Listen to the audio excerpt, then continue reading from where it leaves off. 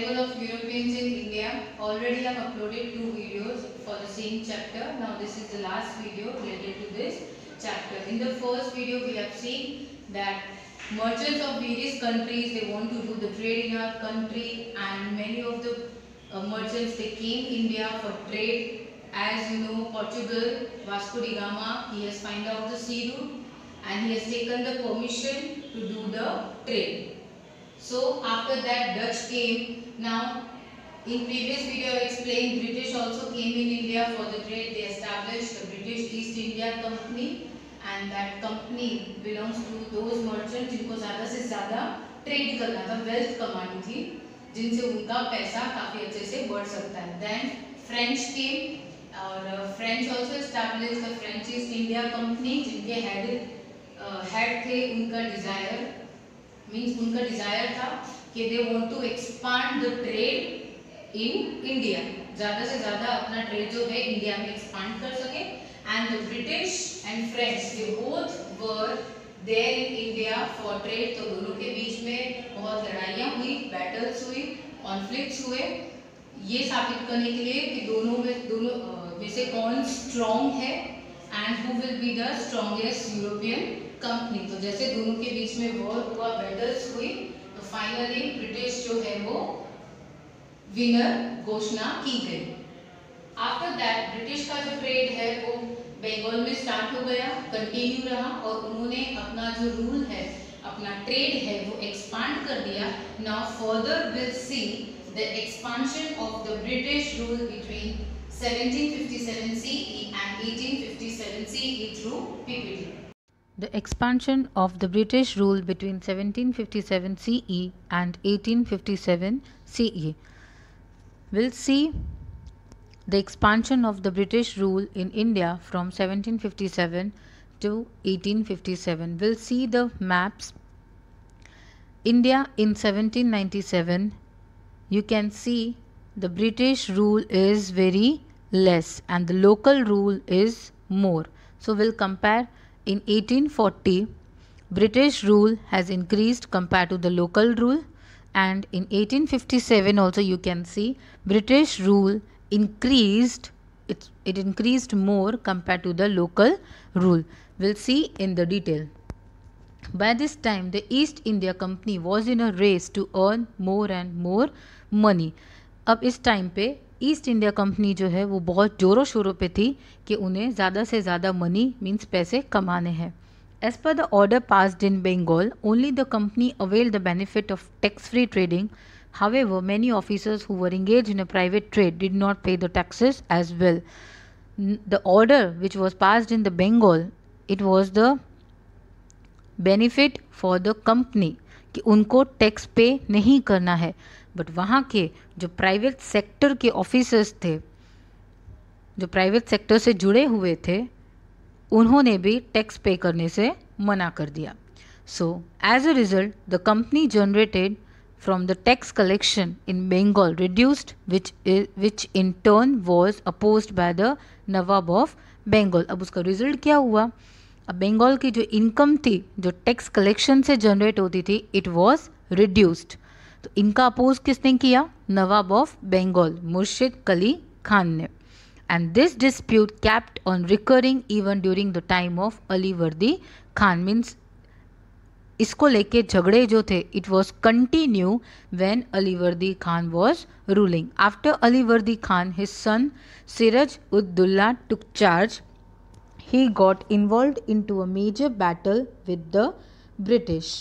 अब अलीवर्दी खान के बाद उनके जो सन है सिराज उद-दौला ने चार्ज संभाला, and he got involve in the battle with the britishers. Siraj ud Daula became Nawab of Bengal in the year 1756. Siraj ud-Dawla became the Nawab of Bengal in 1756. He had an overwhelming influence over the British. अब उनका जो प्रभाव था, उनका जो influence था, वो Britishers के ऊपर बहुत ज़्यादा था. The British helped the competitors of Siraj ud-Dawla by conspiring against him so that he would not remain on the throne of Bengal. अब ब्रिटिशर्स जो थे, they were helping to the competitors of Siraj ud-Dawla ताकि वो उनके against हो जाए and उनसे जो बंगाल का थ्रोन है वापस ले लिया जाए.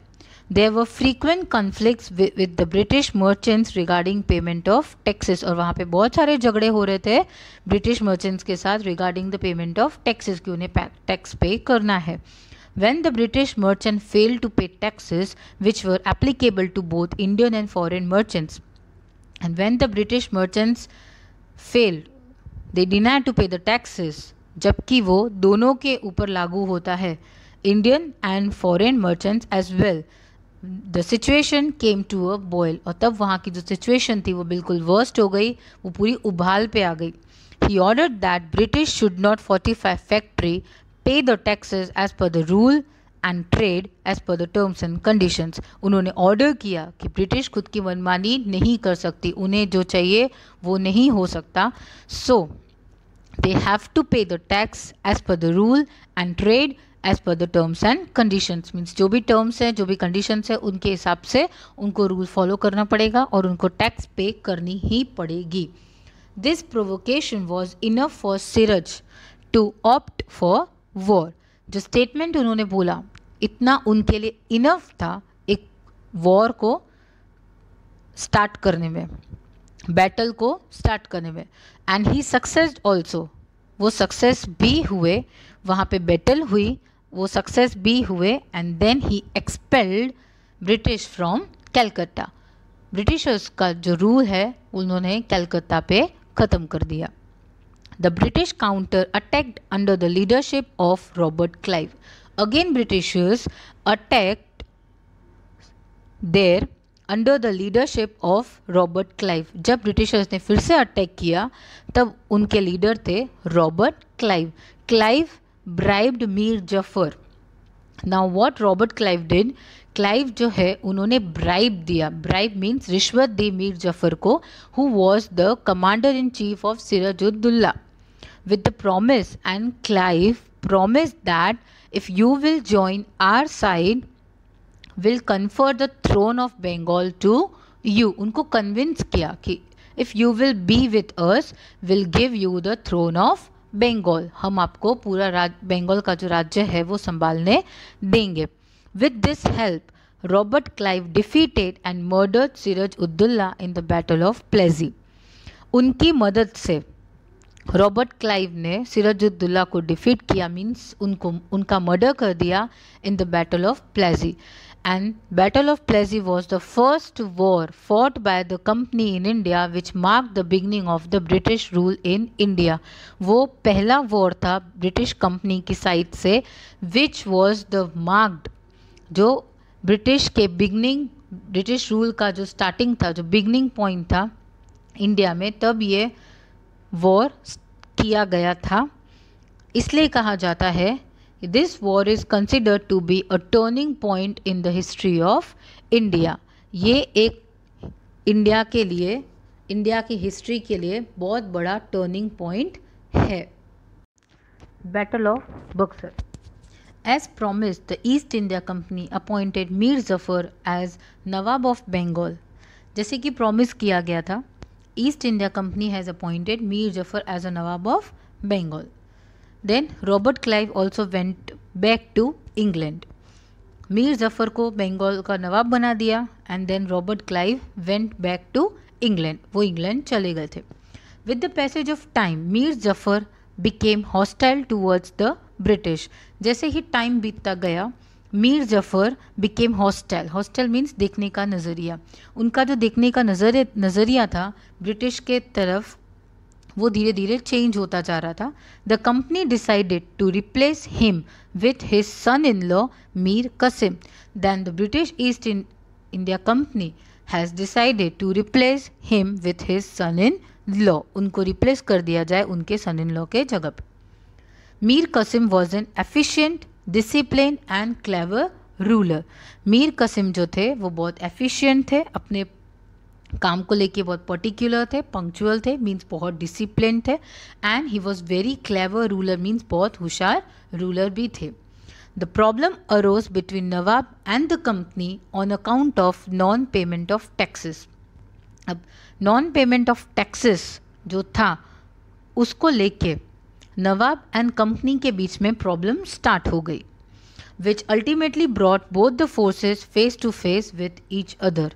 जिससे क्या हुआ, कंपनी की फोर्स एंड नवाब की फोर्स जो थी दोनों आमने सामने खड़ी हो गई बैटल के लिए। So in 1763 Mir Qasim was defeated by the company but he escaped. 1763 में मीर कासिम वॉज डिफीटेड, वहाँ पे जो बैटल हुई थी 1763 में, तो मीर कासिम जो है वो डिफीट हो गए थे कंपनी से, मीन्स कंपनी ने उन्हें डिफीट कर दिया था और वहाँ से वो भाग गए थे, but he escaped. He reorganized his army along with the force of Nawab of Oudh Shuja ud Daula and Mughal emperor Shah Alam II। उन्होंने फिर से अपनी आर्मी रीऑर्गेनाइज की और उनके आर्मी में थे Nawab of Oudh, Shuja ud Daula and Mughal emperor Shah Alam II। इनकी पूरी कंबाइंड होके एक आर्मी बनी थी। Their combined force met the company forces at Buxar in 1764. 1764 में इनकी पूरी कंबाइंड आर्मी मिली थी कंपनी के आर्मी से। The British East India Company won the war and all of sudden Bengal, Awadh and Mughal Empire was under their control. जैसे कि दोनों army आमने सामने हुई, मीन्स दोनों में बैटल हुआ, युद्ध हुआ इन 1764। अगेन ब्रिटिश कंपनी जो है वो जीत गई एंड ऑल ऑफ सडन उन्होंने अपना कंट्रोल कर दिया बंगाल में, अवध में, जिसको हम अभी लखनऊ के नाम से जानते हैं, एंड मुगल एम्पायर पे उनका कंट्रोल स्टार्ट हो गया। So Robert Clive was sent to back to take control of this situation. Again Robert Clive को जो है इंडिया भेजा गया ताकि वो उस सिचुएशन को कंट्रोल कर सके। That's how the East India Company, a trading company, emerged as a political power in the subcontinent of India. इस जैसे कि आप सब जानते हैं east India company, this was the only company जो सिर्फ ट्रेड करना चाहती थी इंडिया से। That was just the trading company जो इंडिया में ट्रेड कर रही थी। धीरे धीरे जैसे उनका ट्रेड बढ़ता गया, they started rule on India. उनका पॉलिटिकल पावर जो है वो इंडिया में इंक्रीज हो गया। They undertook many of the things. इस तरीके से ब्रिटिशर्स का जो प्रभाव था इंडिया में बढ़ता गया। आई होप आपको ये चैप्टर बहुत अच्छे से समझ में आया होगा। Whatever queries will be there, whatever the doubts will be there, we will solve in our live session. By that time, go through with the chapter properly. Thank you and have a nice day.